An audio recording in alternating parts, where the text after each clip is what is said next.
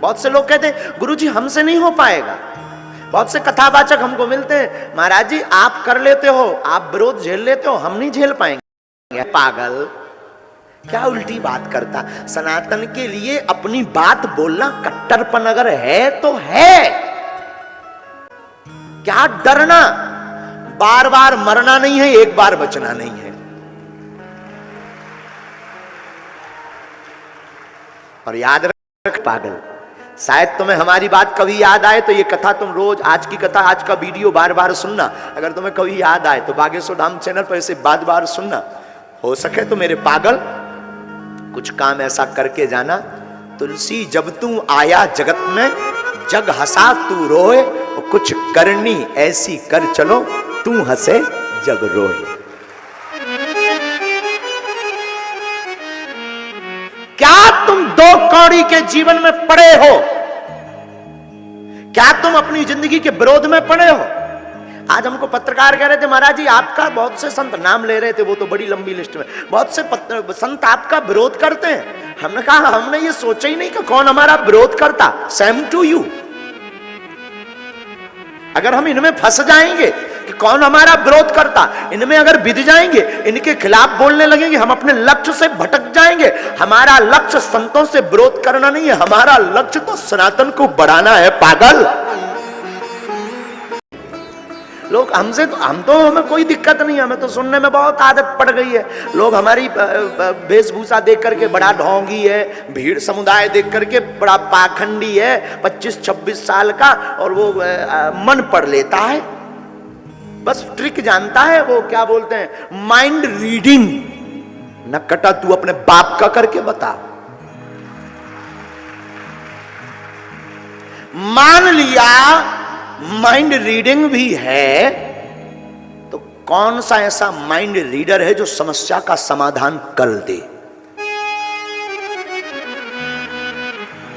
प्यारे, ये बातें ना खोखली हैं। और माइंड रीडिंग करने वाला तुरंत में दिमाग में क्या चल रहा सिर्फ ये बोल पाएगा। मेरे हनुमान जी का वाईफाई तो बाप का खानदान भी बताता है और होटल की समस्या भी बताता है। प्यारे,